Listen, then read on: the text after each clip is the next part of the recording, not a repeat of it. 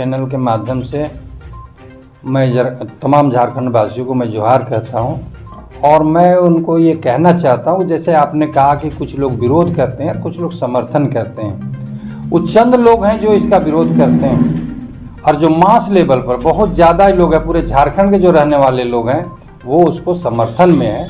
जब झारखंड अलग हुआ था तो झारखंड अलग यहाँ के जो स्थानीय निवासी हैं, जो 1932 का उत्तराधिकारी, आज उन्हीं के बुनियाद पर और उन्हीं की मेहनत से, उन्हीं के मशक्क़त से आज जो है झारखंड अलग हुआ है।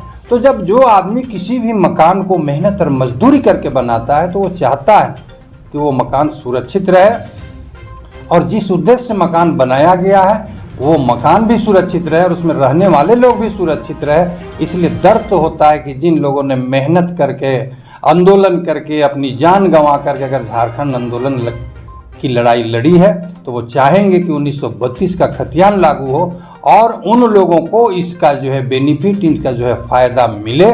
ये जो है झारखंडियों का सोच है।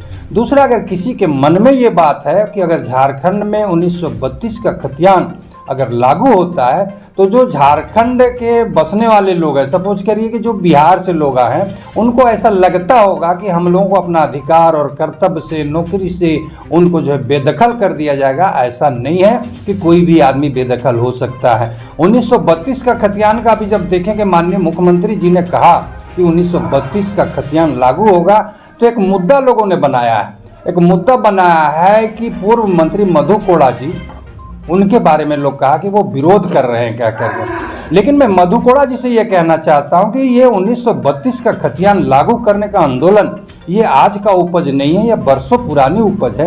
और पूरा झारखंड 1932 का खतियान को लेकर के लहर रहा था। तो उस समय पूर्व मंत्री मधु कोड़ा जी खामोश क्यों थे? उनको कहना चाहिए था कि 1932 ने 1964 का बनना चाहिए। तो सवाल ये उठता है कि जिन जिन इलाकों में 1932 का खतियान बना, सर्वे होकर के वो मान्यता मिलेगा, और अभी 1964 की वो मांग कर रहे हैं तो उनको भी मिलना चाहिए। जो 1900 और कुछ ईस्वी का मांग कर रहे हैं उनको भी मिलना चाहिए। और जो बिहार से आकर के बसे हैं तो उनको भी जो है उसके लिए सरकार विचार करेगी। लेकिन अगर 1932 खतियान का अगर कोई भी आदमी विरोध कर रहा है, ये उचित नहीं है, ये अनुचित है। इसलिए कि 1932 खतियान के मानने वाले जो लोग हैं उन लोगों ने बहुत ही यातनाएं झेली है झारखंड आंदोलन को लेकर के। इतनी यातनाएं झेली है कि जब झारखंड आंदोलन की बात चल रही थी तो जो आज झारखंड आंदोलन का विरोध कर रहे हैं वो जो है झारखंड अलग होने का भी विरोध करते थे। वो नहीं चाहते थे कि झारखंड आंदोलन हो, वो नहीं चाहते कि झारखंड अलग राज्य बने। आज वही मेंटेलिटी के लोग हैं, वही मानसिकता के लोग हैं जो आज झारखंड आंदोलन का विरोध कर रहे थे, आज झारखंड का विरोध कर रहे हैं। जब नामांकन की बात हुई थी कि आज झारखंड का कौन सा नामांकन दिया जाए, उन लोगों ने वनांचल का बात करते थे कि वनांचल जो है झारखंड का राज्य वनांचल होना चाहिए।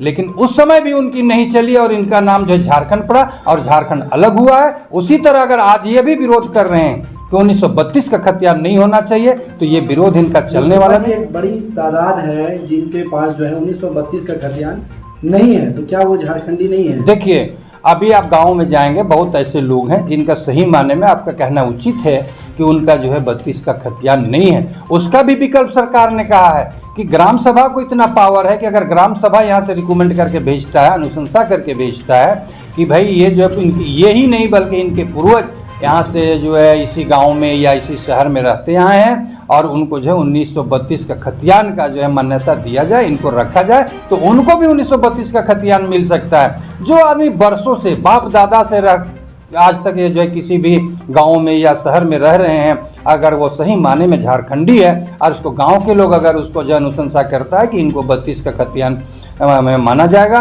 तो निश्चित रूप से सरकार का भी ये प्रबंध है। जो विधायक हैं सीपी सिंह जी, उन्होंने कहा कि क्या बन्ना गुप्ता जी का आप चेहरा देखे हैं, महागठबंधन की सरकार है और बन्ना गुप्ता जो है स्वास्थ्य मंत्री, वो जो है काफ़ी खामोश दिख रहे हैं और इस चीज़ से वो लगता है कि खुश नहीं।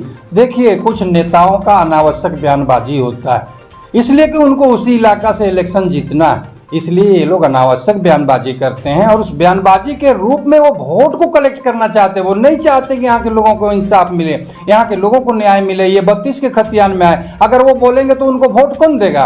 इसलिए ये लोग जानबूझ करके इस बात को बोलते हैं। उनकी आत्मा नहीं बोलवाता है, वो जानबूझ करके बोलते हैं कि मेरा जो वोटर खराब हो जाएंगे, इसलिए इस तरह के जो गलत बयानबाजी करते हैं। और देखिएगा ये लोग हमेशा इसी तरह का बयानबाजी करते ही रहेंगे, उसमें कहीं दो राय नहीं है। सर, स्थानीयता की जो अभी बात चल रही है, कई लोग ऐसा कह रहे हैं कि हेमंत सरकार ने जल्दबाजी में कोई फैसला कर लिया है।